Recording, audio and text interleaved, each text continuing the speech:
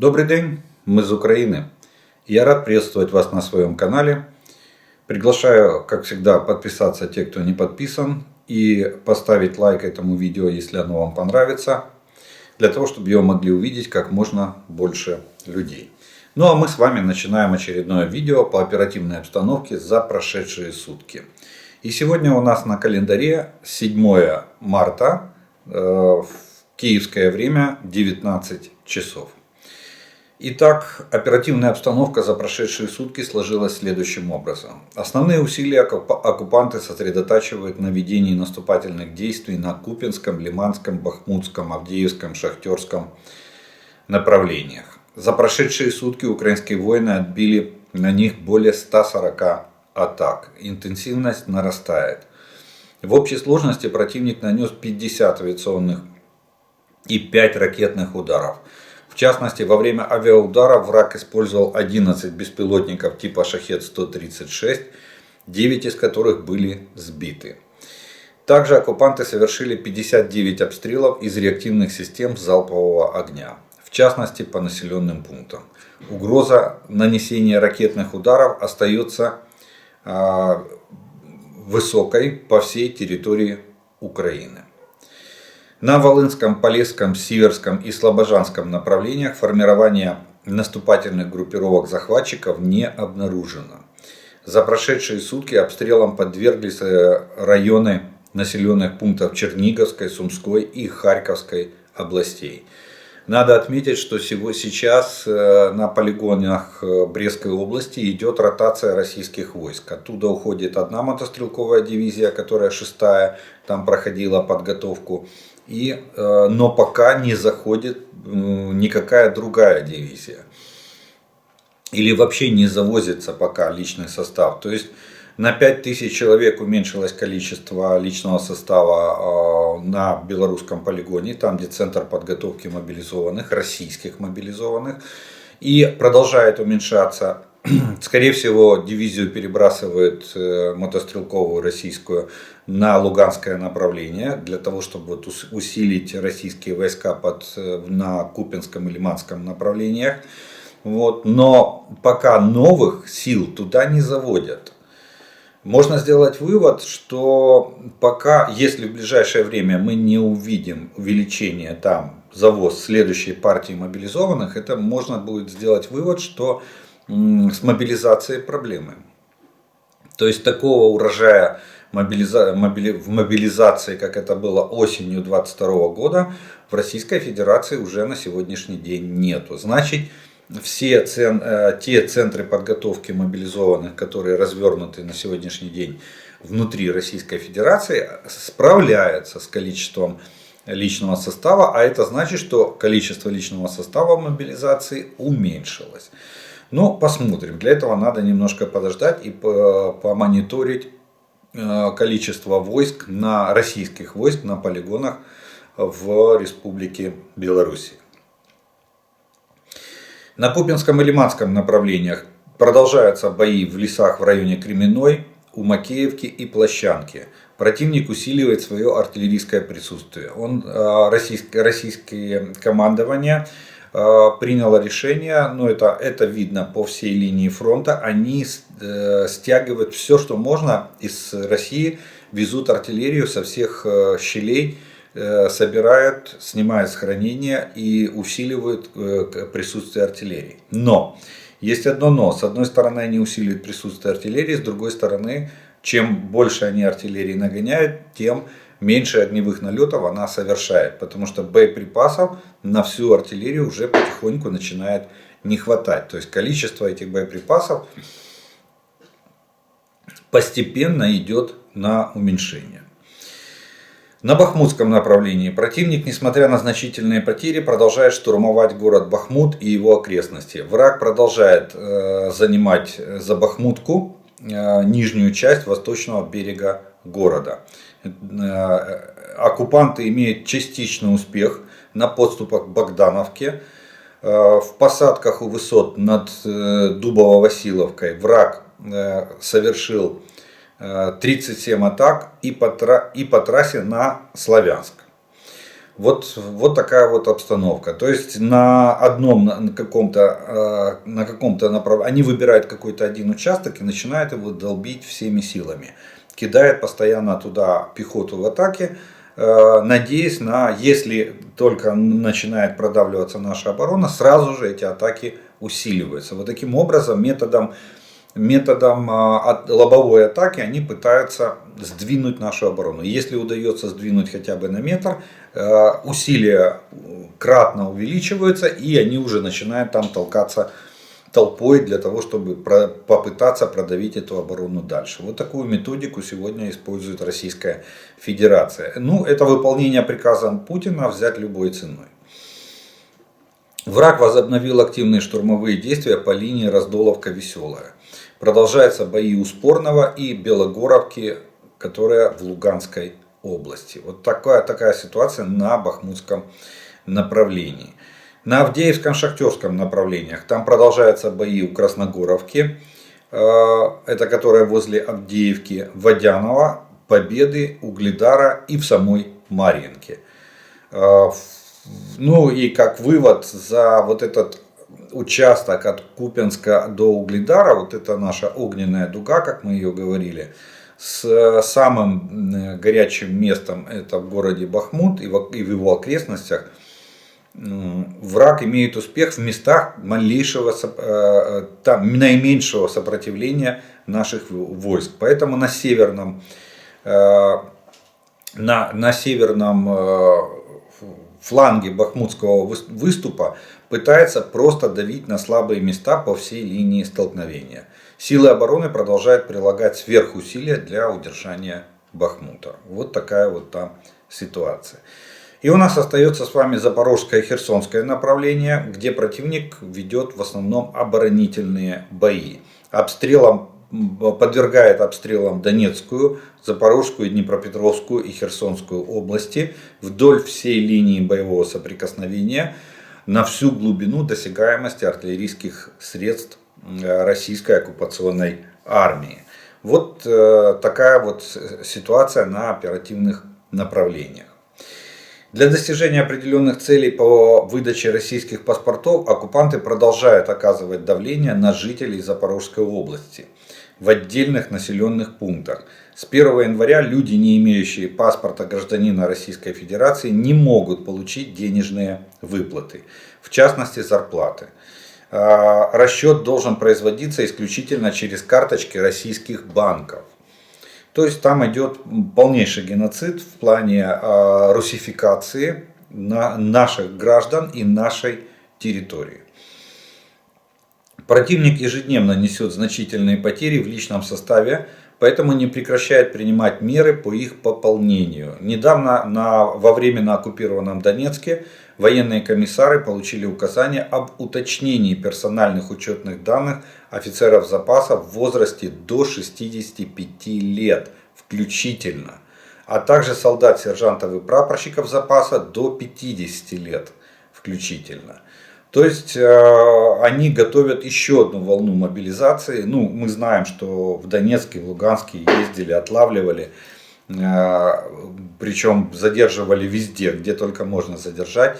Ездили даже на автобусах, чтобы сразу паковать и каждого не возить в отдельности, а целым автобусом. Набрали автобус, везут в военкомат.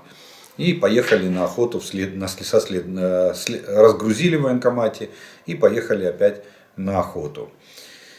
В отеле «Донбасс» города Кадиевка, временно оккупированной территории Луганской области, работает военно-врачебная комиссия. Работа ВЛК направлена на признание пригодными раненых военнослужащих 2-го армейского корпуса российских оккупационных войск для последующего их возвращения в строй. Таким образом, российское военное руководство пытается оперативно восстанавливать свои подразделения. То есть, если раньше, помните, когда начиналось такое, уже первые мобилизованные пошли, то была целая волна самострелов. Простреливали ноги, руки, ломали ноги, руки, для того, чтобы раненый все, и вроде как после госпиталя домой. Все, шара закончилась, после госпиталя в строй. только, я так понимаю, что только тяжелые ранения могут освободить от повторного возвращения в окопы. Все легкие и средние ранения ВЛК признает всех пригодными, никого не выпускает. Чтобы обезопасить своих военнослужащих во временно оккупированном Луганске, российские захватчики решили использовать часть городской поликлиники как казарму. В помещении уже завезены двухъярусные кровати для личного состава. В то же время руководство медицинского учреждения должно решить ряд вопросов размещения персонала и приема пациентов. То есть гражданские, они знают, что мы не будем по больнице стрелять, гражданские как хотят, а они занимают часть медицинского учреждения. Авиация сил обороны за минувшие сутки нанесла 15 ударов по районам сосредоточения оккупантов, а также удар по зенитно-ракетному комплексу на огневой позиции. Кроме ударных беспилотных летательных аппаратов «Шахед-136», за прошедшие сутки наши защитники сбили вражеский самолет Су-25 «Штурмовик» и еще 8 дронов различных типов. Подразделения ракетных войск и артиллерии поразили пункт управления войсками, 8 районов сосредоточения противника и 2 средства противовоздушной обороны врага, артиллерийское подразделение на огневых позициях, боеприпасы и радиолокационную станцию оккупантов. Кроме того, за прошедшие сутки наши силы обороны ликвидировали 1060 российских оккупантов. Враг потерял 9 танков, 11 боевых бронированных машин, 23 артиллерийских системы, 3 средства ПВО, 16 автомобилей и 2 единицы специальной техники. Вот такие потери понес противник на сегодняшние, за прошедшие сутки. Вот интересная информация по морской обстановке, по обстановке на в акватории Черного моря. По состоянию на утро сегодняшнего дня в Черном море на боевом дежурстве находилось 15 вражеских кораблей, среди которых было 4 носителя крылатых ракет «Калибр», общий залп которых мог составить 24 ракеты. Причем 2 носителя было подводные лодки, а 2 носителя были надводных. Это эсминцы и корветы.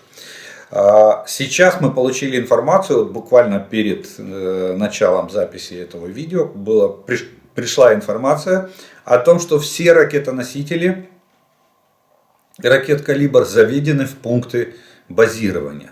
Так что на сегодня, на данный момент, на момент записи этого видео, ни одного носителя ракет «Калибр» в акватории Черного моря нету. Вот такие военные новости произошли в Украине на всех оперативных направлениях и на линии фронта от Харькова до Херсона. Ну и немного о военно-политических новостях, которые происходят тоже в Украине и вокруг нашей страны. Ну, разразился скандал. Лукашенко не выдержал и решил поскандалить. И, в принципе, понятно, очень даже понятно, почему он так устроил. Он устроил такую истерику по поводу того, что белорусские партизаны, надо им сказать спасибо, все-таки повредили, мы теперь имеем уже официальное подтверждение из уст Лукашенко, повредили российский самолет-разведчик ДРЛО А-50 на аэродроме в Мачулищах. Причем, судя по тому, что уже прошла неделя, а нового самолета нет, может свидетельствовать о том, что в Российской Федерации больше нет исправных самолетов типа А-50. Или, не так, правильнее сказать, наверное, будет, больше нет самолетов, способных выполнять работу по предназначению. Так что вот такая вот ситуация. Но вы же понимаете, что инцидент на территории Белоруссии, естественно, дает в руки Путину козырь о том, что вот тебя же атаковали, да, ты должен ответить, вступаешь в войну. Что делает Лукашенко? Лукашенко собирает там совещание развернутое и на камеры начинает истерику. Истерика настоящая, женская, в женской логике. И дословно я его процитирую для понимания, а потом объясню, зачем он это сказал. Я еще как-то думал, что Украине нужен мир, что Зеленский болеет за свой народ. президент Зеленский просто гнида. Такие операции не проводятся без согласования с руководителем страны и главнокомандующим. Это я вам говорю как президент, сказал Лукашенко во время рассказа об атаке на самолет ДЛР. Также он утверждал, что Зеленский просит подписать пакт о ненападении под эгидой Организации Объединенных Наций. И подытоживая, заявил, что тут написано в этом источнике, и подытоживая всю вот эту свою триаду, он заявил, что нас в войну не втянешь.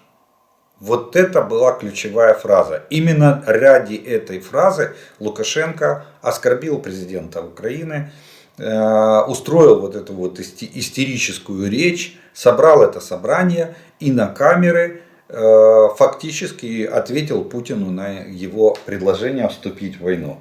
Нас в войну не втянут. Вот это ключевая фраза. Именно для того, чтобы сказать это публично.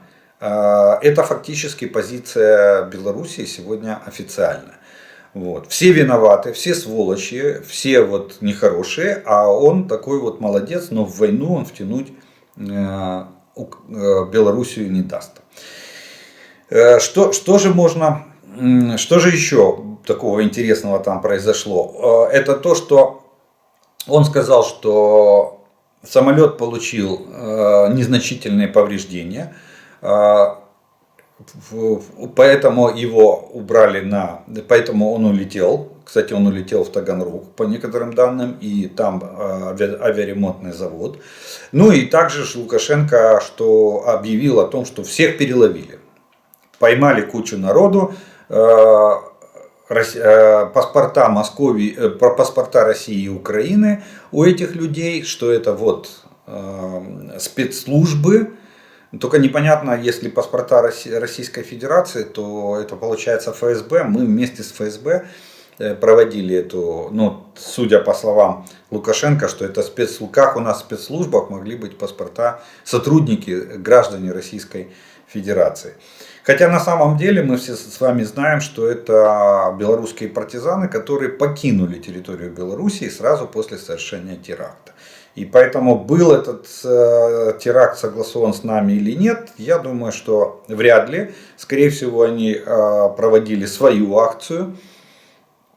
Единственное, что может быть, это можно предположить, хотя нигде такой информации нет, что они перешли границу Украины, что они перешли на нашу территорию, и вполне возможно, что эти же люди из патриотических соображений могут подписать контракт с вооруженными силами Украины и вступить, допустим, в полк имени Костуся Калиновского, где белорусы сражаются в том числе за свободу своей страны на просторах Украины в составе вооруженных сил Украины. Вот такая появился ответ уже одного из представителей офиса президента. Появился ответ по поводу того, что такой подлый поступок, террористический акт, они же там, Путин же обозвал, точнее не Путин, Лукашенко тоже это обзывает как террористическим актом, что это террористы напали, и что эти террористы, он подразумевает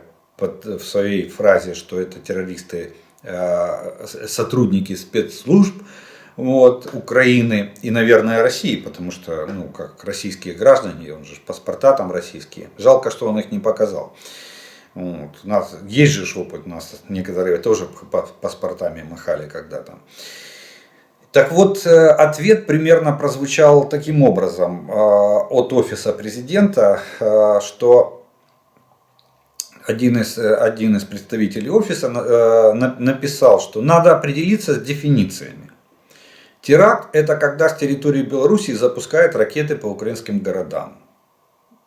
Это был. И разрешает российским войскам вторгаться в Украину с целью захвата территории и разгрома страны. Диверсии – это когда с белорусской границы заходят диверсионно-разведывательные группы.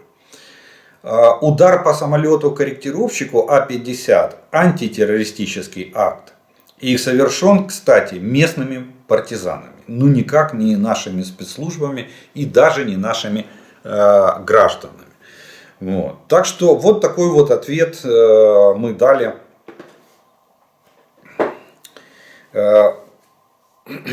И, кстати, в подтверждение этому оппозиционное белорусское объединение Байпол заявило, что тогда после акции они взяли на себя ответственность, никто ничего не скрывал, и что ее провели белорусские партизаны, которые успели покинуть страну. Кого там Лукашенко наловил, но очень жаль, если это реальные люди, которых просто сейчас будут, как в 1937 году НКВД, будут сейчас также белорусское КГБ выбивать из них признание, для того, чтобы потом их публично наказать. Или отчитаться, сказать, что мы там вот всех поймали, всех наказали.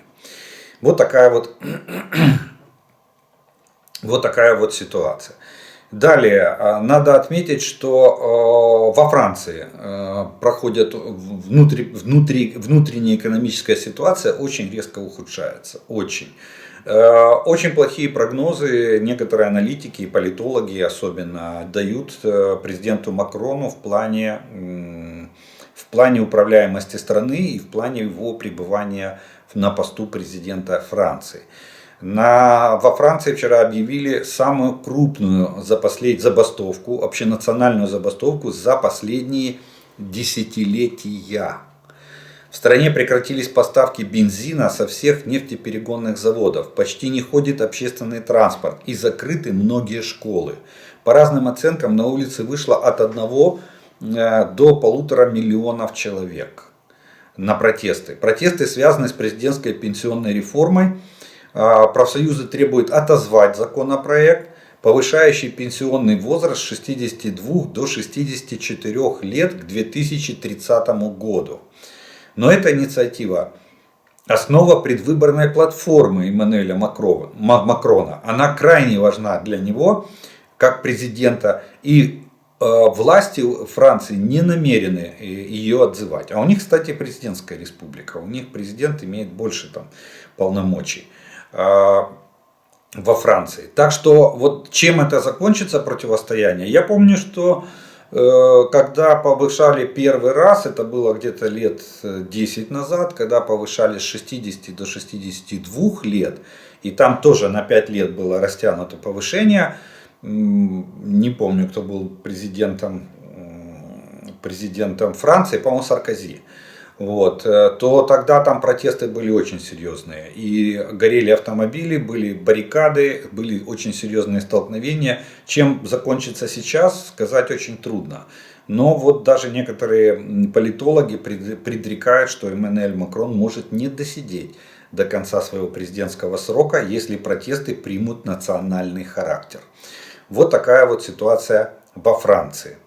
Но, слава богу, это их внутренняя ситуация, и слава богу, что Франция помогает Украине, несмотря на вот эту экономическую ситуацию, и слава богу, что она не является основным донором в плане военно-технической помощи Украине, нам с вами. Почему? Потому что если внутренние процессы начнут влиять на внешние процессы, то есть это может повлиять на уменьшение поставок, то потеря Франции как военного донора, конечно, скажется на нас, но будет не критичной допустим, для Украины. Далее, армия Российской Федерации укрепляет Запорожское направление. В сети появились спутниковые снимки, как оккупанты строят оборонительные линии в части оккупированной Запорожской области. Про колонны техники, гусеничной техники, в том числе, которая двигается из Новоазовска в сторону Запорожья.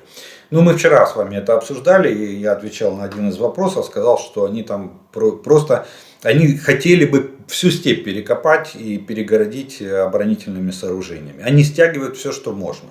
Ну, кстати, было заявление о том, что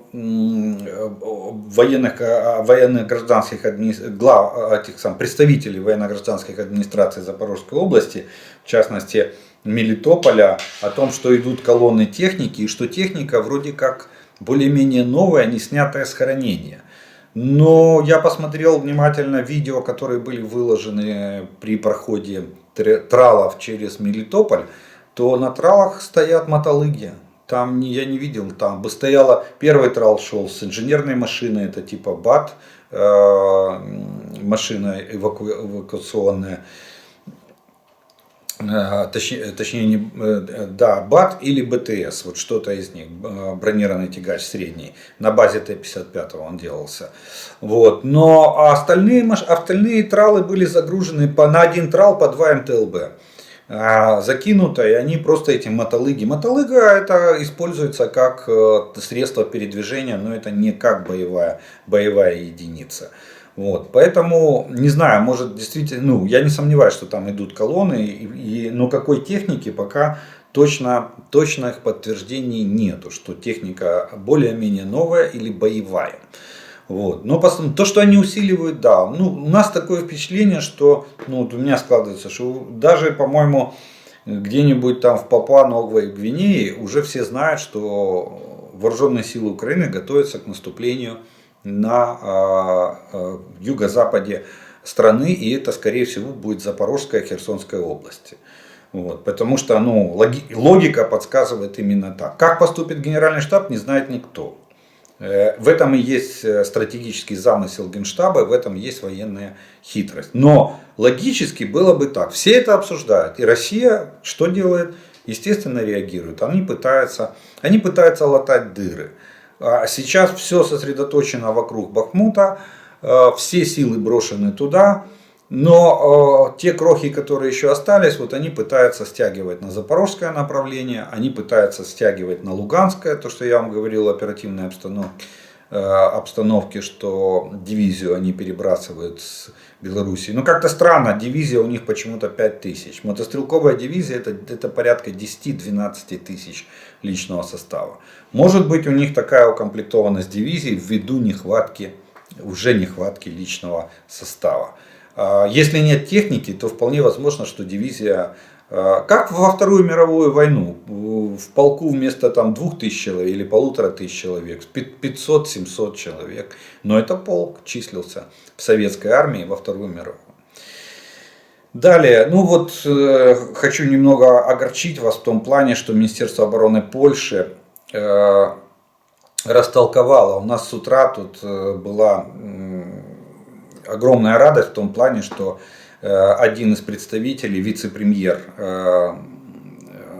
слова вице-премьера, министра национальной обороны Польши, господина Мариуша Блащака, он сказал, что не только танки «Леопард», но и комплекс «Патриот» прибыл в Украину. Так вот, Министерство обороны опровергает, говорит, что танки «Леопард-4» уже поставлено, то, что мы с вами знаем. Они все были показаны во всех пабликах и средствах массовой информации. А в ближайшее время ожидается еще 10 танков от Польши «Леопард-2». А комплекс «Патриот» будет поставлен. Не прибыл в Украину, а будет поставлен. Так что решение о передаче батареи «Патриот» в Украину были приняты благодаря усилиям Польши.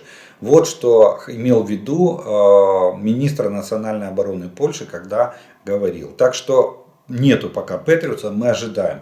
И, кстати, я думал, что график опережают. Начало марта. Мы ожидаем в марте месяце. Мы ожидаем комплексы «Патриот» и комплекс САМ-Т «Мамба». Так что, видимо, ближе к концу месяца мы должны их получить. Но на пока «Патриота» в Украине нет. Польша дала разъяснение слов своего министра и опровергла ту информацию, которую мы услышали в заявлении министра. Очень интересная ситуация складывается в Генеральной Ассамблее, точнее, в Организации Объединенных Наций. Дело в том, что есть Совет Безопасности ООН, и там страны главенствуют по очереди. Один месяц страна возглавляет этот Совет Безопасности ООН. Причем как постоянные члены, так и те члены, которые попадают туда периодически, то есть на основе ротации. Так вот, наступает период, когда, по-моему, если не с апреля месяца, с 1 апреля, да, с 1 апреля Российская Федерация должна возглавить на месячное председательство в Совете Безопасности ООН. Естественно, ну, это будет просто, я не знаю, если сейчас это позор международного права, можно так назвать, то что Россия в Совбезе ООН с правом вето и страна, которая ведет агрессивную войну, захватническую войну против Украины. Причем с самым жесточайшим способом, геноцидом против украинского народа, против нас, как нации и как государства.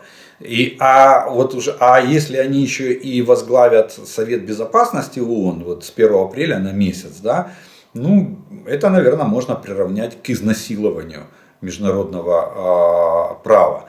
Ну, правда, генеральный секретарь ООН вообще ни ухом, ни носом, не хочу обзывать его. Вот. Зато он едет в Киев с визитом по зерновой сделке.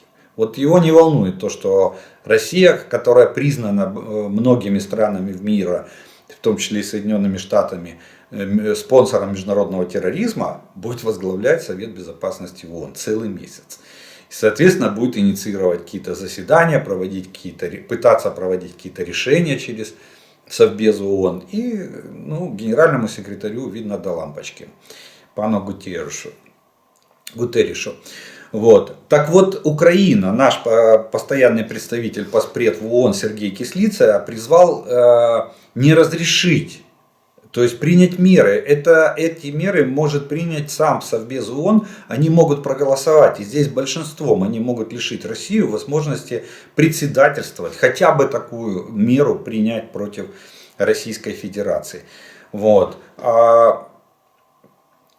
И это вопрос к членам Совета, вот этого Совета Безопасности, как постоянным, так и временным членам этого Совета. Ну, посмотрим, как отреагирует Совет Безопасности ООН на инициативу нашего представителя с просьбой не допустить главенствования России в Совете Безопасности ООН. Это будет просто верх цинизма и издевательства над международным правом. После этого можно, наверное, ООН закрывать будет. Просто закрыть и написать все. Райком закрыт, все ушли на фронт. Далее. Состоялся очередной обмен военнопленными между Украиной и Россией. 130 наших военнослужащих вернулись домой, из них 126 это защитники и 4 из них это женщины-защитницы Украины. Это воины вооруженных сил Украины, это нацгвардейцы, пограничники, Государственная служба по чрезвычайным ситуациям. Среди них 87 защитников Мариуполя, 71 из которых это те, кто вышел из Азовстали. Вот. Также среди возвращаемых людей, взятых в плен в районе Бахмута и Солидара, всего 35 человек. С Донецкого направления, то есть вот район Бахмута и Солидара, то есть это те, кто попал в плен вот совсем недавно, когда разгорелись эти горячие бои. Ну, это очень хорошая новость в плане того, что обмен происходит и что мы возвращаем наших пленных. На уровне, я так понимаю, на уровне командования здесь на местах ситуация, я думаю, Генштаб знает российский об этих обменах и дает добро на их обмен. Вот. Так что хоть здесь у них хватает клепки в голове решать гуманитарные вопросы. Ну и как обычно на Пасашок вишенка на торте это заявление командующего воздушными силами США в Европе и Африке Джеймс Хекер сделал заявление. Он сказал, что вооруженные силы Украины начали использовать высокоточные умные бомбы типа Jam-Air с дальностью поражения, планирования до 72 километров. Он сказал, недавно мы отправили некоторые некоторые высокоточные боеприпасы в Украину, которые имеют увеличенную дальность действия и бьют немного дальше, чем неуправляемая бомба свободного падения, и имеют точную наводку, сообщил господин пан Хекер. Вот такой вот хорошая новость. И я так понимаю, что эти бомбы уже вооруженные силы Украины применяют. Это, кстати, говорит о том, что наши самолеты модернизированы под применение этой бомбы. Я напомню, что у нее должен быть захват под натовский боеприпас на наших самолетах. Значит, эти захваты уже установлены. И это не может не радовать. Ну что ж, вот такие вот военно-политические новости произошли в Украине и вокруг нашей страны. Я по традиции делаю паузу. У вас есть время, у тех, кто не подписан, подписаться. Не забыть нажать на колокольчик, чтобы вам приходили уведомления о новых видео на моем канале. Ну а также поставить лайк этому видео, если оно вам нравится. И тогда его смогут увидеть как можно большее количество людей. Через некоторое время мы с вами продолжим.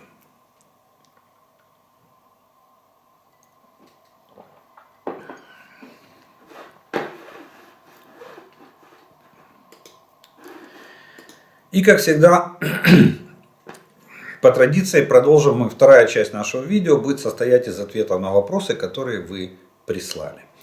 И первый вопрос сегодняшнего дня прозвучит следующим образом.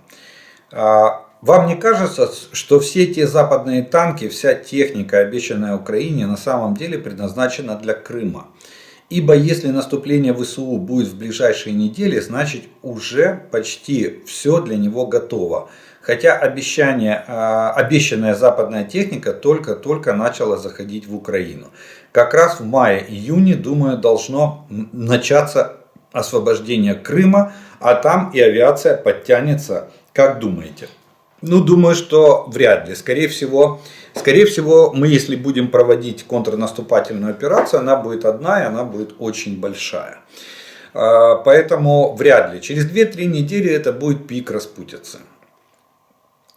Как ожидается, даже если поверить нашим синоптикам, ну, вы же знаете, да, всегда прогноз погоды очень точный, обоснованный, но дни не совпадают. Поэтому погода иногда отличается от того, что пишут. Но тем не менее, синоптики обещают сезон дождей, который начнется буквально с конца текущей недели.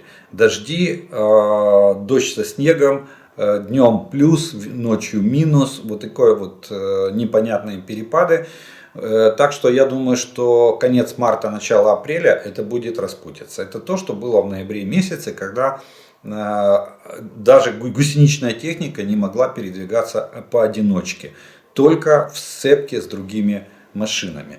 Поэтому, если мы говорим о наступлении, это, скорее всего, будет конец апреля, начало мая. И тогда будет и готовность войск, и поступление основной массы или всей массы той техники, которая сегодня обещана. Плюс не забывайте, еще в марте пройдет Рамштайн, еще в апреле пройдет заседание Рамштайна. Ну, в марте оно точно уже анонсировано, что оно в середине марта будет. Тут осталась неделька подождать. А в апреле, ну, посмотрим, когда его анонсируют. Так что я думаю, что наступление будет одно и очень большое. И, кстати, именно поэтому Российская Федерация к нему так усиленно готовится. Главное, чтобы мы сейчас, обороняя Бахмут, не сожгли большое количество своих резервов. Потому что мы вынуждены, удерживая город, мы вынуждены туда сейчас подводить резервы. Если мы там сожгем большое количество резервов, то на контрнаступление может резерва не хватить. Группировка будет не настолько сильна, как мы планировали изначально. Поэтому тут ситуация, ну, будем так говорить, очень такая напряженная в плане и удержания до Бахмута, и подготовки резервов для контрнаступательной операции. На вчорашньому відео з розстрілом нашого бійця видно, що він стоїть в свіжовикопаній ямі. Бронік відкинутий на землі за ним. Свіжа цигарка дали закурити. Це був спланований розстріл. Наш воїн вже розумів, що буде далі. В мене складається таке враження. Будь ласка, прокоментуйте. Я не психолог читать лица. Я думаю, что это специалисты скажут. Но судя по обстоятельствам его расстрела, я думаю, что они знали, он знал о том, что его расстреляют. Что никто его не собирался никуда там конвоировать или там припровождать. Тем более, что обычно, для чего было принуждать тогда копать могилу, терять время, если просто попугать и потом уйти. Я думаю, что это было постановочное со стороны Российской Федерации. Они специально это устроили, этот спектакль с расстрелом. В том плане, им жалко одного нашего военнопленного? Нет, не жалко.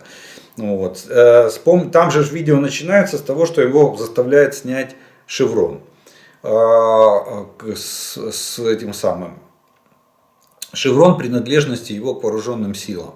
Он отказывается снять шеврон, тогда уже идет угроза расстрела. Я думаю, что они надеялись, что под дулом автомата, стоя по колено там в наполовину вырытой могиле, судя по глубине ямы, надеялись, что он сломается и начнет умолять о пощаде или выполнит эту команду. Они бы потом, российская пропаганда растиражировала бы это как: вот видите, какие они все хлипкие, мы их тут бьем, и они как только теряют способность к сопротивлению, сразу становятся трусами. Вот, я думаю, именно так. У меня такое впечатление складывается.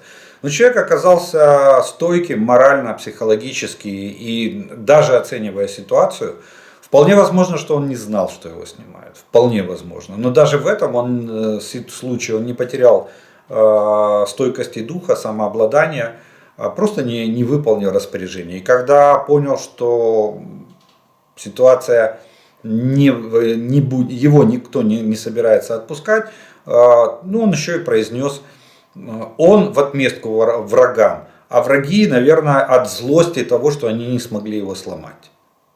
Вот я думаю, так они. И поэтому выложили это видео. Он пропал без вести в начале февраля. Сегодня начало марта, то есть месяц назад. Когда была сделана эта запись, сказать очень трудно. Я думаю, айтишники, наши специалисты ответят на этот вопрос. И локацию найдут, и дату записи определят. И мы будем знать более точно. Но я думаю, что именно такой был расчет. Расчет был его сломать, а так как он не сломался, они его расстреляли. А так как это все было заснято на видео, потому что они хотели сделать из этого шоу, они в конечном итоге выложили в сеть. Специально или не специально, трудно сказать, посмотрим. Но в любом случае это бесчеловечно, подло и низко. Россия отказалась предоставить ОБСЕ данные о своих вооруженных силах в рамках Венского документа за 2011 год. Поясните, пожалуйста, что это такое? Смотрите, существует договор о контроле за обычными вооружениями в Европе. И там подписанты 57, по-моему, стран в этом договоре. Что он предусматривает? Он предусматривает открытость в плане военных мероприятий, которые проводятся в каждой стране. Каждая страна предоставляет всем подписантам этого договора свои данные про вооруженные силы и их деятельность, основную деятельность на текущий год. То есть, допустим, мы проводим там учения, да, у нас там численность, мы собираемся поменять немного численность, допустим, вооруженных сил, мы проводим перевооружение вооруженных сил, и мы собираемся проводить там вот такие-то учения. Там попадают учения по определенной численности, допустим, 5000 человек и выше, или от бригады и выше, потому что бригады бывают разные по численности. И вот это мы все в открытом доступе, это не секретные данные, там нету микропоказателей, там только макропоказатели, они не являются секретными. Мы это передаем ОБСЕ. И ОБСЕ уведомляет всех подписантов этого договора, что вот, допустим, Украина на этот год запланировала 10 учений. Они будут проходить вот на таких вот полигонах, вот примерно в такой-то период. Такие-то основные мероприятия в армии, ожидается там перевооружение на техники на такие-то виды, нескольких там бригад или еще что-то. Вот такое вот. Если кто-то когда-то интересовался, вот посмотрите, в сети есть, она, кстати, есть на сайте Министерства обороны, называется White Book, белая книга. Ее учредили еще в НАТО, она тоже она практикуется. Откройте, и там вот это все, что я вам рассказываю, там все написано. Ну, сейчас война, ее не выпускает. Перед войной белую книгу мы возродили. Во времена Порошенко ее закрыли, непонятно почему. Но вот уже при Зеленском ее возобновили. В 2020 году она уже печаталась. Вот. Россия фактически послала все 57 стран подписантов договора и сказала, что они не собираются отчитываться ни перед кем о своей военной деятельности на следующий год. То есть практически Россия и проигнорировала договорные обязательства, не выполнила договорные обязательства, что может свидетельствовать о ее выходе из этого договора, о контроле за вооружениями, за обычными вооружениями в Европе. Пару дней назад вы рассказывали о Меркель и ее внутренней политике относительно Бундесвера. В том же направлении двигалась и украинская армия. За времен Януковича возникает вопрос, а какие еще страны попали под влияние Москвы по разрушению собственных вооруженных сил? Но насколько я понимаю, что в принципе мы, наверное, были лидерами в плане того, что Россия тут рулила как хотела. Не только Янукович. Янукович начал свою деятельность с того, что хотел развернуть армию. И тогда первый призыв после вступления в должность Януковича шарахнули 40 с лишним тысяч. Был призыв до этого, допустим, там 10-14 тысяч, где-то так. Его в 4 раза увеличили. И потом полгода, и это фактически обрушило армию. Сокращение у нас, начиная, наверное, Кучма продержал более-менее баланс при министре обороны Кузьмике. Фактически численность очень-очень медленная. Я помню, как западные партнеры все никак не могли понять, как же так, вроде сократили там несколько тысяч должностей, а потом раз и другими распоряжениями такое же количество должностей ввели в штатную структуру вооруженных сил. Пока Марчук не пришел, вот Марчук, он первый резанул в 2 раза вооруженные силы за 2 года. Вот это было первое масштабное сокращение, такое по-живому резали, все летело под нож. Задача была сократить, и мы сократились тогда с 400 тысяч до 215, по-моему, где-то так. Ну, в 2 раза, даже меньше, там, до 187. И потом уже дальше пошли там какие-то, кстати, были попытки модернизации штатной структуры, и были даже очень хорошие идеи. Вот когда мы готовились в НАТО вступить к 2008 году, мы подготовили тогда 105-тысячную структуру армии, из них 87 тысяч было военных, и 80 тысяч военных, остальные гражданские. Вот, 3 компонента и так далее. Это очень хорошая была программа. После того, как нам та же Меркель сказала, что она не видит и считает преждевременным получение ПДЧ Украиной и Грузией, тогда 2 страны решались. После этого все зарубили. И армия покатилась дальше уже по наклонной, по остаточному принципу. А при Януковиче вот за счет этого рывка, непонятного никому рывка и необоснованного с срочниками, мы потеряли большую часть контрактников. Вот, там очень много процессов было. Поэтому я бы сказал так, что мы были лидерами. Наверное, ни одна страна на постсоветском пространстве так резко не сокращала свою армию. Может быть, она ее просто не развивала. Но я знаю, что Таджикистан полностью уповал на Российскую Федерацию. 201-я дивизия превратилась в 201-ю базу на таджикско-афганской границе. И там Путин им все время обещал и Киргизстану, и Таджикистану, и Туркменистану. Обещал, что зачем вам армия, мы вас защитим. Но правда сейчас, когда есть угроза со стороны талибов, у Путина войск нету. Вот. В Казахстане очень слабая армия, видите, они прибегли к российским войскам для того, чтобы справиться с внутренними протестами. Хотя закон любой цивилизованной страны запрещает применение вооруженных сил внутри страны против собственного народа. Для этого всегда создают такой компонент, как Национальная гвардия. Это его задача — борьба с внутренней контрреволюцией. Вот. Ну а остальные, Молдова тоже, смотрите, они сегодня, там 3000-й контингент, из них 1800 боевых, части и подразделения российского контингента, я имею в виду, на территории Приднестровья. А Молдова не в состоянии сегодня решить этот вопрос силовым путем.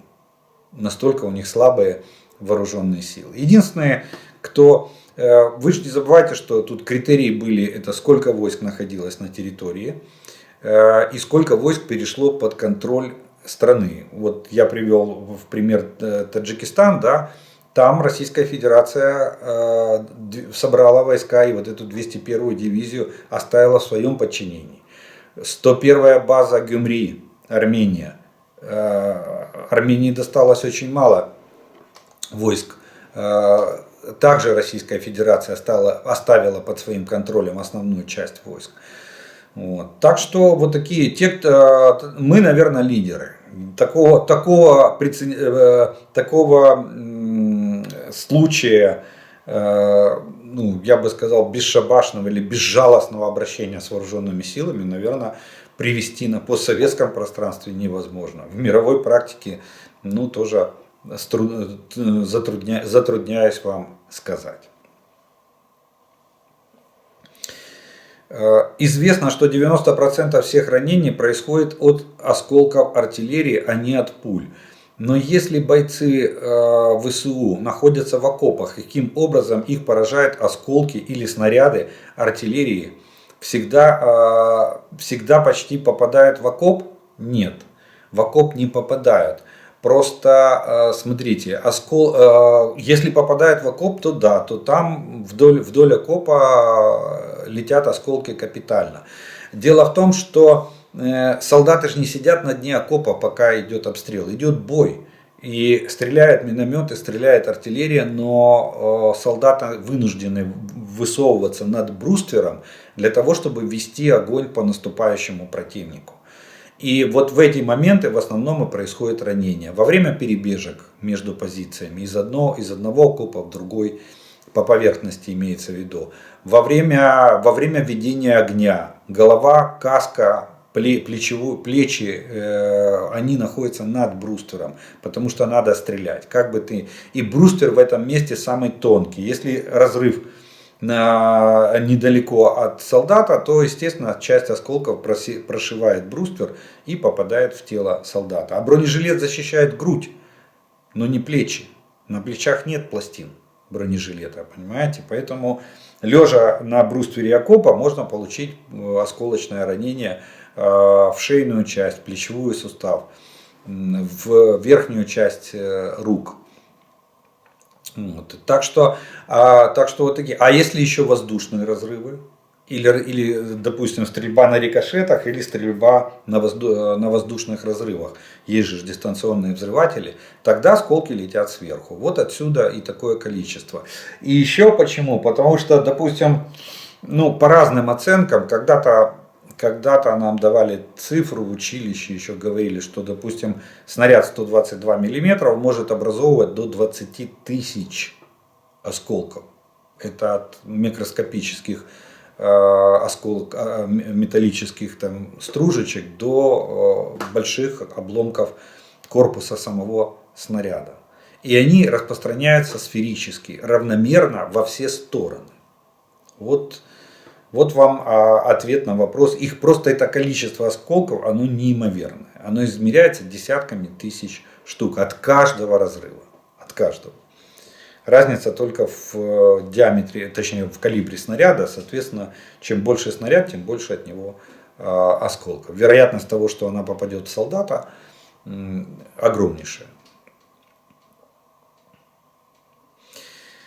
Вопрос, можно ли использовать для остановки танка и других гусеничных устройств проволоки, размотав ее на местности. Когда танк запутается и остановится, это говорил один из специалистов Израиля. Ну, я сомневаюсь, я очень затрудняюсь сказать, какого диаметра должна быть проволока. Это как минимум должна быть 6-миллиметровая проволока, причем каленая, которая бы плохо гнулась. Я не знаю, сколько ее надо намотать, чтобы остановить вращение гусеницы танка. При том, что, допустим, танк там имеет 1000 или 1500 лошадиных сил, но даже пусть там российские танки там 800 лошадиных сил, у них там под 1000 они только сейчас подтянулись там лошадиных сил. Ну, при том, что 1000 лошадиных сил. Атака производится, как правило, на второй передаче, если там, допустим, идут в едином бронированном порядке. То есть это силовая передача. На этой передаче заглушить танк, даже если он упрется в стену, гусеницы будут вращаться. То представьте, сколько надо проволоки намотать, чтобы она мешала ведущей звездочке или мешала каткам в продвижении танка. Вот если вставить между катков, вставить какую-то такую рельс, допустим, то да, тогда за счет гусеница может порваться или может ее заклинить. Но проволоку наматывать, не знаю, очень интересно.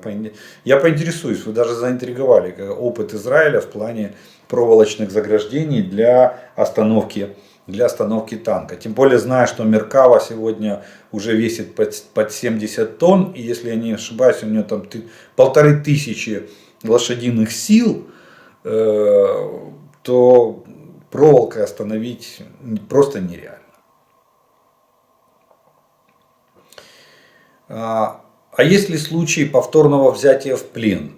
Не думаю, что те, кто тайно и добровольно сдался в плен, используя те контакты, о которых вы упоминали, хотят, чтобы их обменяли. Их же потом опять, скорее всего, на фронт отправляют. Повторно сдаться в плен таким образом вызовет подозрение у их начальства. Смотрите, есть случаи повторного сдачи, но не повторного сдачи, будем так говорить, повторного попадания. Вот повторной сдачи в плен случаев я не знаю на сегодняшний день. Есть сдача в плен. Как правило, те, кто сдаются в плен добровольно, просят, чтобы их не обменивали. Почему? Потому что боятся ситуации. Хотя, если желание солдат заявляет или военнослужащий, то мы его меняем. Если он, допустим, не является военным преступником, который подлежит передаче в распоряжение Международного уголовного трибунала, который сейчас с усиленными темпами создается Украиной и странами-партнерами. Вот. Но вот попадание в плен, да, был даже прецедент, по-моему, где-то в конце весны попал в плен солдат, мы его обменяли, и через какое-то время он на этом же участке фронта опять попал к нам в плен. То есть повторное попадание в плен было. Вот. Так что в этом плане попадание, да, сдача повторная в плен нет. Но то, что их никто не выпускает, это 100%.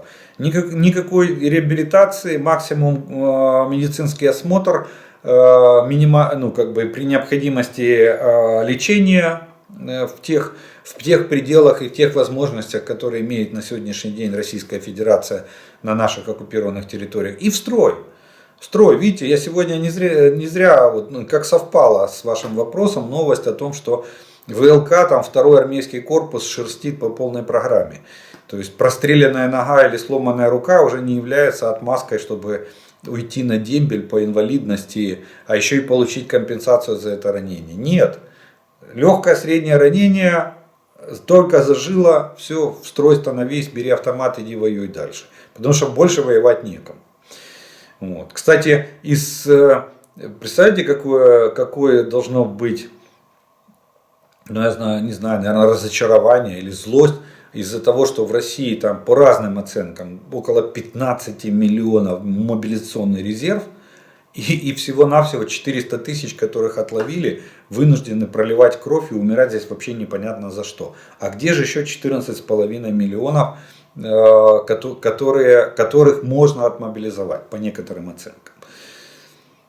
Им интересно, им не обидно, что кто-то сидит там, уехал вообще из России и гуляет где-то в Казахстане, в Грузии, куда там они еще, в Турцию активно уезжают.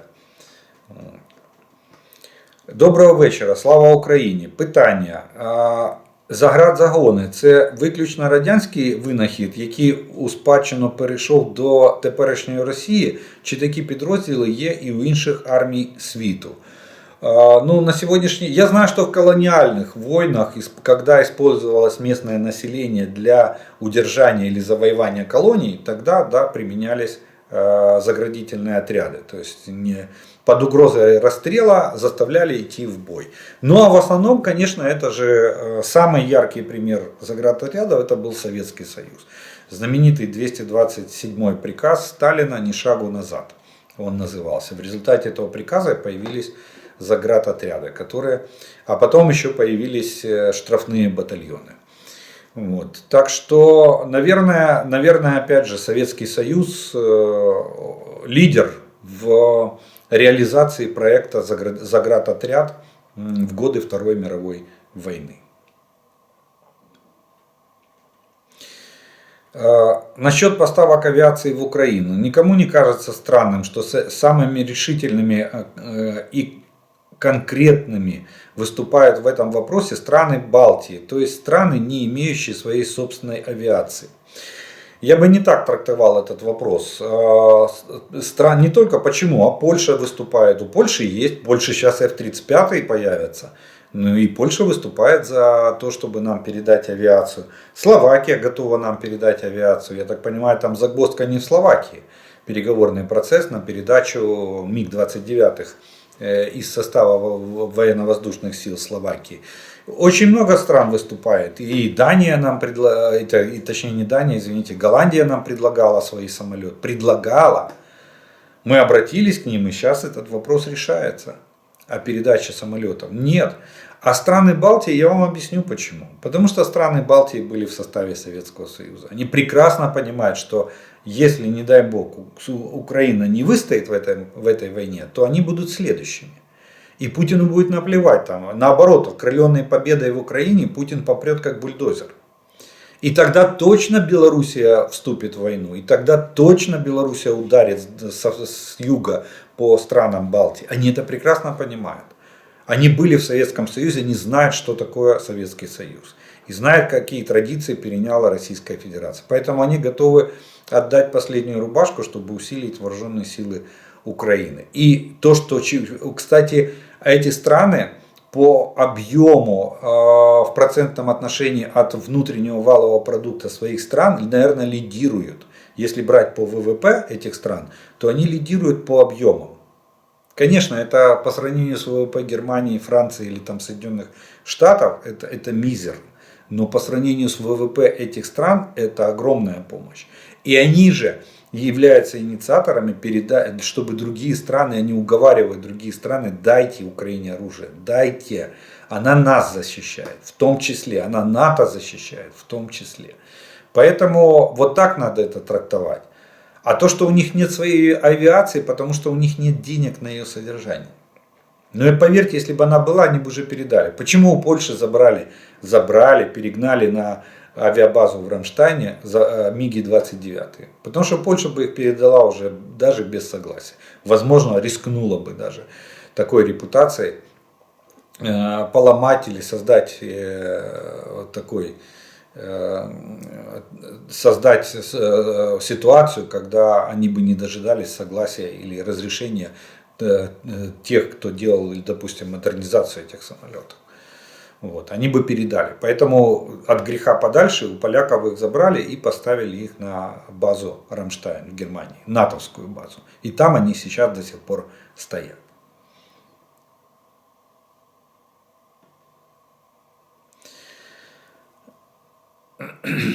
Как вы считаете, следующий вопрос, как вы считаете, когда Приднестровский вопрос будет решаться силовым путем, то как Россия может препятствовать этому? Также повлияет ли устранение раковой опухоли Молдовы на контрнаступление ВСУ? Спасибо за ответ. Я считаю, что никак Россия не сможет повлиять. Кроме истерики, политической истерики, больше ничем Россия помочь или повлиять на этот процесс не может, потому что это анклав. Для того, чтобы влиять на этот процесс, России надо было пробиться к Приднестровью. Они этого сделать не смогли, значит уже проиграли. А как это повлияет, я думаю, что это будет просто сокрушительное поражение Российской Федерации. Просто сокрушительное. И это повлияет для нас позитивно, для России крайне негативно. Это, кстати, убьет, очень сильно повлияет на мой взгляд, на поддержку введения боевых действий российскими войсками в Украине. На России начнется смута по этому поводу. И, кстати, Кремль этого очень сильно боится, чтобы именно на России не началась смута, что как же так, надо наступать, надо идти помогать. А как помогать? Как? Воздушное пространство не преодолеть, сухопутным путем не пробили коридор. Значит, что? Только политические заявления. Наверняка будет опять хвататься за ядерную дубину и кричать, что мы вас сейчас всех разбомбим.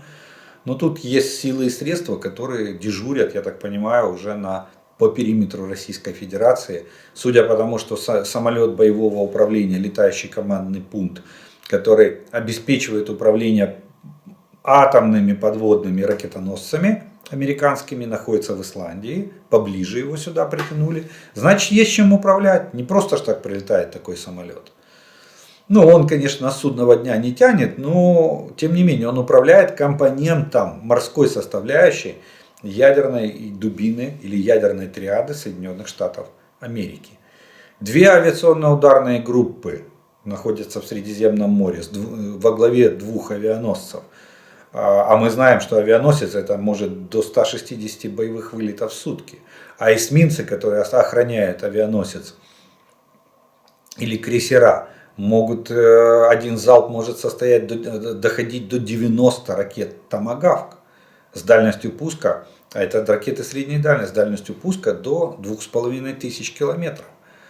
Так что я думаю, что это, конечно, будет истерика. Вот как Лукашенко. Смотрите, какой он спектакль устроил. Ай-яй-яй, в мочулищах повредили А-50. Все сволочи негодяи, но в войну мы не вступим. Не втянете нас в войну. Вот видите как. Также и Путин будет кричать: ай-яй-яй, я вас сейчас всех. Но достать бомбу, я думаю, он боится. Он сам боится достать эту бомбу.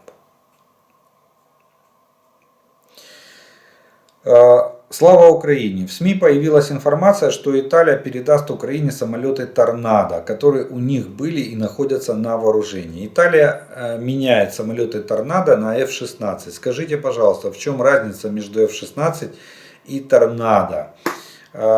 Ведь «Торнадо» тоже считается многофункциональной платформой. В чем разница этих 2 самолетов? Героям слава! Кто вам сказал, что «Торнадо» многофункциональная платформа? Смотрите, самолет «Торнадо», во-первых, он снимается с эксплуатации.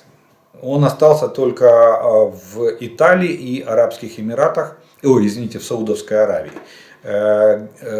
Германия и в Германии 3 страны на сегодняшний день оставили еще «Торнадо» у себя на вооружении. Это истребитель, который производился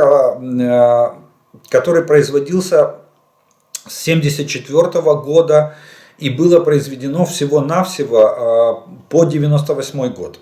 Всего-навсего произведено было 990 машин. Это истребитель-бомбардировщик или истребитель-перехватчик. Только 2 ипостаси были этого самолета в серийном производстве.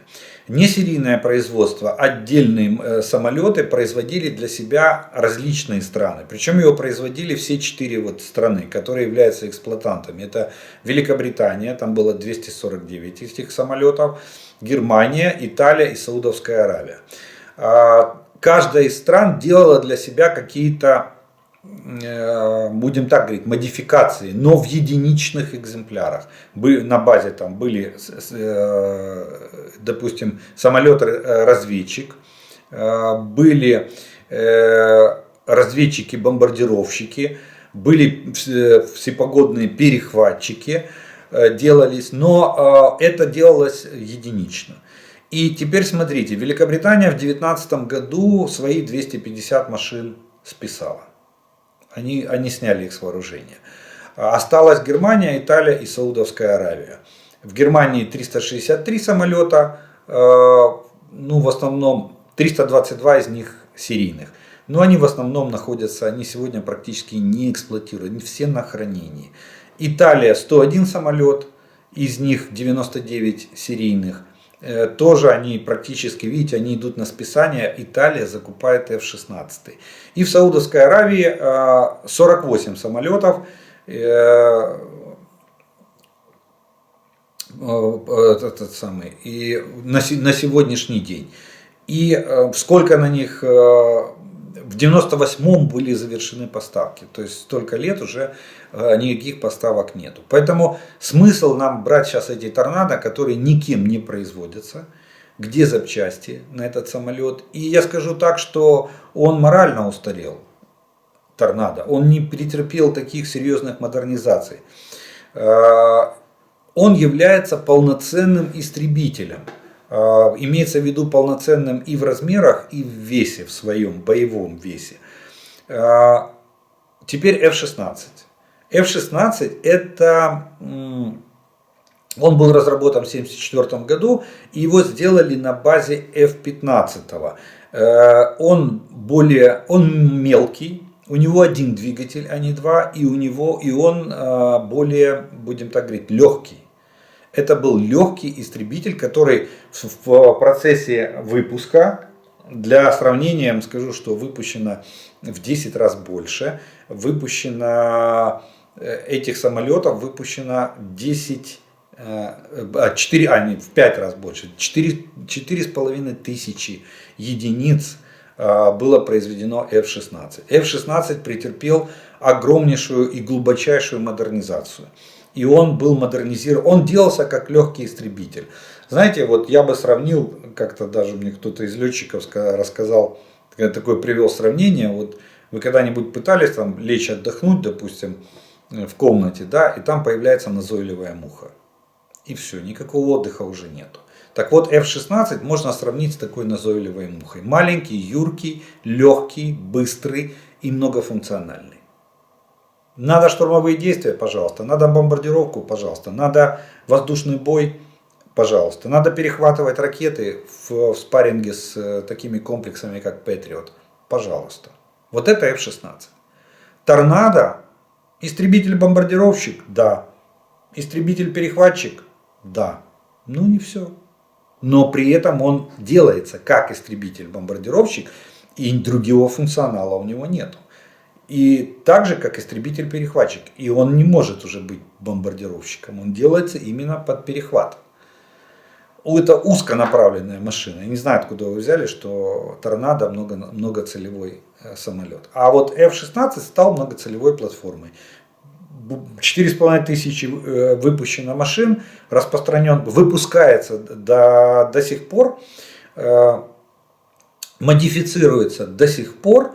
Имеются все запчасти и, ну, я бы сказал, наверное, один из самых распространенных самолетов в своем классе в мире.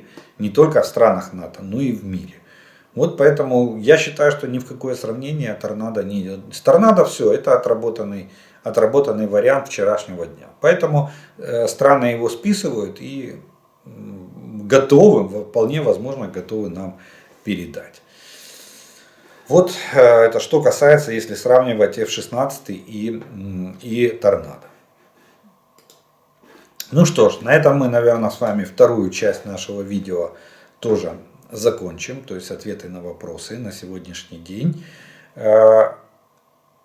И приступаем. У нас остается с вами третья часть нашего с вами видео. Это приветствия, комментарии и пожелания, которые вы прислали к предыдущим видео. И прозвучат сегодня они такие. У них до того уже мир в голове исказился, что они не понимают, что видео с расстрелом пленного украинского солдата само по себе очень показательно. После всех молодых гвардий, и они сражались за родину, не увидеть в себе нацистов и оккупантов на чужой земле, это поразительно. Вот такой комментарий. Да, действительно, идеология теперь вошла в противоречие. Теперь получается, что наш солдат это символ вот той молодой гвардии, которую они пропагандируют. А они как те фашисты, которые куда там сталкивали в штольню членов молодой гвардии, согласно роману Фадеева. Вот. Или они сражались за родину, когда их там расстреливали, опять же, фашисты. В ходе боевых действий. Вот они себя и поставили на место. Они четко расставили все точки над «и». Россияне четко определили свою позицию в этой войне. Они фашисты. Как быстро эволюционировал Кремль. От Киев за 3 дня, год назад, до отступать некуда, позади Москва. Сразу видно, что все идет по плану. Є така легенда, що купка бомжів возомнила з себе великих воїнів і пішла до сусідів. Навіщо йшли, не усвідомлювали, просто йшли, бо були ноги. Прийшли, побачили, куди сусіди ходять справляти нужду, а так як нужда це їхнє повсякдення, то зрозуміли, що саме за цим ноги і привели. Унітази вони взяли. І навіть зазбиралися додому, але ноги. Ноги від поділилися, так і залишилися вони, бо назад нічим і вперед важко. Так досі з унітазами на одному місці і лежать. Ну, вот такой вот притчу. Уже сочиняет притчи. Видите, уже пошел народный фольклор, который будет передаваться из уст в уста. Это самая длинная история, она будет жить дольше всех. Пантера, танк. Я не помню точно до мелочей, но она не только была маневренная, но прежде всего она била в цель, за горизонт. То есть она поражала цель на дальних расстояниях раньше, чем танк противника входил в свою дистанцию выстрела и обнаружил ее. Думаю, в Украине машина будет неплохой и действительно пантерой. Ну дай бог, чтобы завод был построен и мы получили эти танки. Доброго ранку. Із задоволенням подивився ваше відео. Дозволю собі маленьку поправку щодо видачі нагородної зброї. В масовому порядку видача нагородної зброї почалась за керівництва МВС України колишнім міністром Луценко. І саме тоді була розпочата практика проведення вручення відзнаки МВС «Нагородна зброя» депутатам Верховної Ради та іншим потрібним особам до днів народження тощо. З повагою до вашої роботи. Невозможно победить и покорить народ, который защищает свою родину, свою землю, свою свободу, своих детей и матерей. Слава народу Украины. Такое вот пожелание. Хрущев отдал Крым Украине, потому что Россия не могла его содержать, так как Крым на то время был нищий, убогий, без света, газа и воды. Все это провела Украина. Посадили виноградники. Так как появилась вода, начали выращивать рис и другие культуры. Украина построила множество санаториев и так далее. Так что Россия к Крыму ни при чем. Как вы думаете, здравствуйте, как вы думаете, какое количество времени будет проходить послевоенная реинтеграция Крыма и Донбасса в Украину? Я живу в Донецкой области, в части оккупированной с 2014 года. Большинство тут наглухо обдолбано российской пропагандой. Дети, даже те, кто за Украину, плохо знают украинский язык. Его перестали преподавать после 19-20 годов. Образование все годы оккупации было приближено к российским стандартам. Еще как думаете, стоит ли сейчас или потом когда будет подготовка к освобождению Донецкой и Луганской области, уезжать из оккупированных территорий в Россию и ехать в Украину через другие страны, чтобы не находиться тут во время освободительных боев. А когда территорию освободят, что будут делать с теми, кто не помогал российской армии напрямую, но поддерживал духовно, клеил зетки и вешки на машины и окна, свешивал флаги ДНР и России. Как думаете, через какое время после освобождения в Донецк может приехать Зеленский, другие политики, и приедете ли вы? Спасибо за ответ. На Донбассе еще остались люди, ждущие Украину всем сердцем. Надеюсь в этом году погулять по своему городу под украинским флагом. Но у вас очень хорошие шансы именно так и сделать. Приеду я в Донбасс, когда его освободят. У меня есть для этого повод. После освобождения, как только будет снят режим военного положения, я думаю, что я приеду, со своей семьей приеду в Донбасс. Что касается Зеленского, думаю, он приедет туда раньше. Как только над Донецком и Луганском замайорит украинский прапор, он приедет туда. Скорее всего, так и будет. Я думаю, что эту традицию, такая тенденция у него есть, посещать освобожденные города. Вот. Видите, Херсон он был, и в Изюме он был, так что тем более Донецк, Луганск он приедет. И в Севастополь, и точнее, в Крым точно тоже приедет после их освобождения.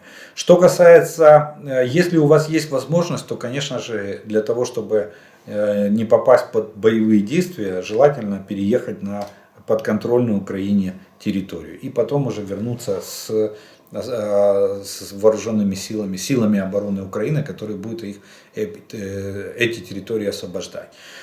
Что касается коллаборантов и сепаратистов, то для этого будет, я же уже говорил неоднократно, и надеюсь, все будет в рамках международного права, и мы стараемся этого придерживаться, будут созданы юридические комиссии. Причем я даже не допускаю, а почти уверен, что они будут международные, для того, чтобы показать, что мы не односторонне, не однобоко смотрим на проблемы местного населения.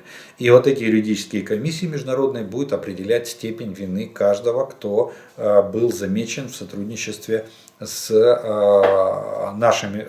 врагами или с оккупантами. Вот. Поверьте, опыт такой есть, международный опыт такой есть, и это все будет решено. Ну, а сколько времени? Я думаю, что как минимум одно поколение должно смениться для того, чтобы люди поняли. Помните, как в Святом Писании, сколько Моисей 40 лет водил евреев по пустыне для того, чтобы умер последний, кто был рабом в Египте. Вот примерно, я не говорю, что 40 лет, но как минимум поколение лет 10-15 должно пройти для того, чтобы все стало на свои места и начали затягиваться раны этой войны. Но память об этой войне будет теперь в веках. Ну что ж, на сегодняшний день, наверное, мы на этом видео закончим с оперативной обстановкой за прошедшие сутки. Я благодарю вас за ваше внимание, что вы досмотрели до этого момента. Напоминаю, кто не подписан, подпишитесь. Если понравилось видео, поставьте лайк. Огромное спасибо спонсорам и тем, кто помогает каналу. Ну, а ми з вами віримо в Збройні Сили України. Перемога за нами. Слава Україні!